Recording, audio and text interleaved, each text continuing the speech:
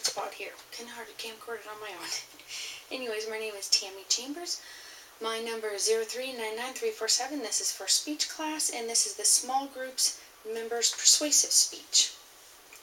I am doing my speech on juror number 3. It is played by Lee J. Cobbs. I chose him because he is a troubled parent, having issues and stuff with that. And I am also a parent, and I have 5 children and a couple teenagers, which makes life kind of difficult at times. Okay, and I went to our school website that our teacher put together, and I learned a little bit about him, our juror number 3, who is a businessman and a troubled father. I also went to filmsite.org, and that website describes him as a bully, extremely opinionated, biased, and completely intolerant, which I think that is pretty much true.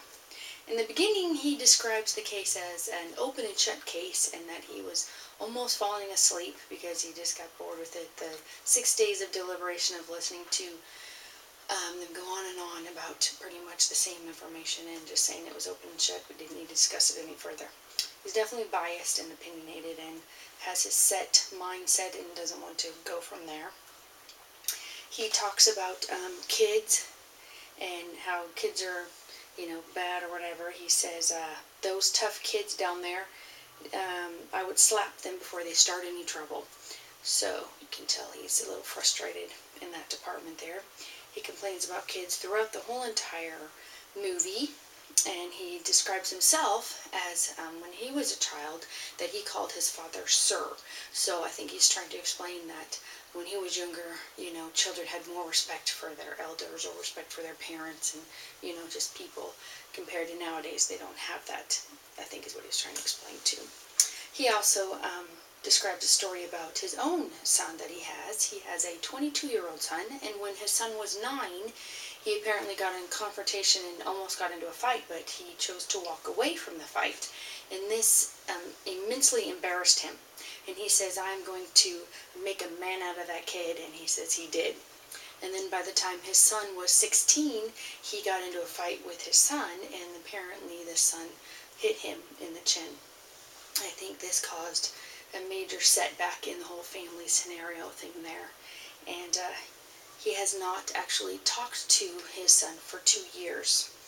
He says that you work hard for your children and kids just rip your heart out. So you can tell that he's very emotional and distraught, even though he swears that this whole entire thing is not personal with him in his decision on this guilty verdict. It's not personal at all about the facts, is what he says.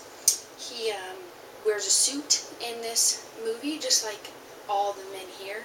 They're all businessmen, and I don't know if that was like the appropriate attire for them days or how that works, but most of the time you can say that his jacket's off and just has a nice shirt and a tie that he wears. And in the very beginning of the movie, he's pretty calm, so that never, doesn't have any issues there. Eventually you do see him get a little bit more outright, disruptive and just talking very loudly. And in the beginning, a lot of the other jurors just try to calm him down and kind of keep him quiet, that type of thing.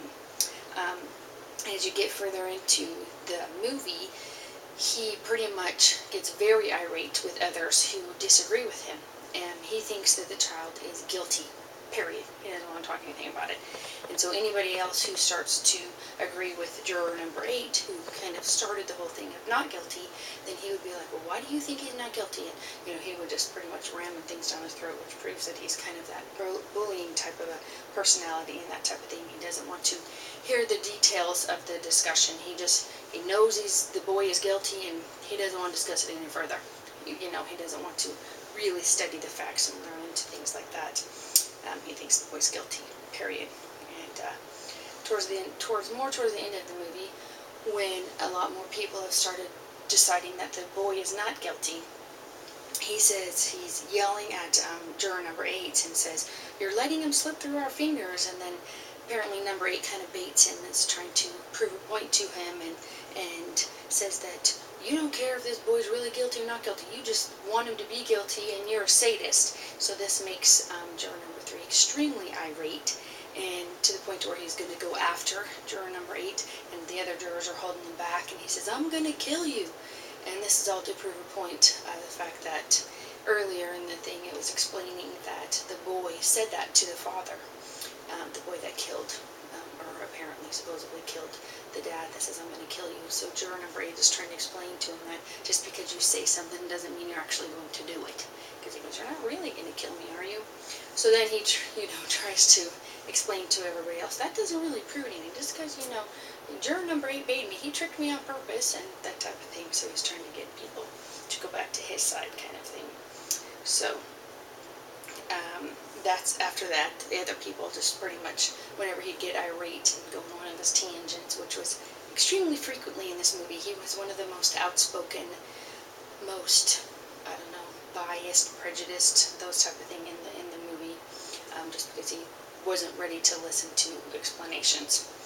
So he pretty much confronted them at any of those times, and he called them bleeding hearts, which I think means that he just does, they didn't, they have too much compassion. He isn't going to have that kind of passion, because that's just, not the way you should be, or those type of things. He kept calling them the rotten kids.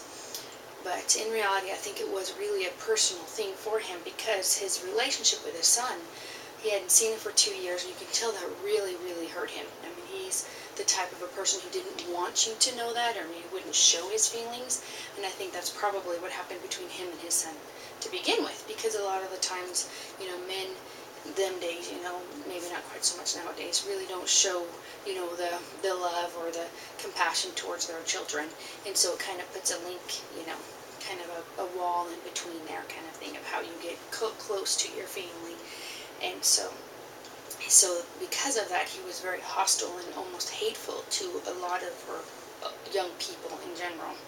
He did go to a breaking point in the story at the end, to where he was arguing his point. He was the last one who, after 11 of them had decided that the boy was not guilty. He was trying to prove his point of why the boy was guilty. And he came across a picture of his boy in his wallet, and he was very frustrated and mad and screaming and yelling, and he ripped up the picture of him and his boy, and then he realized that it was a personal thing, and the reason why he was this upset was because of his relationship with his son, not because of this boy. So then in the end, he did decide to say not guilty on this boy, and he was the last one out of all of them to say not guilty. So he was quite stubborn in the movie, and it was a good movie, interesting.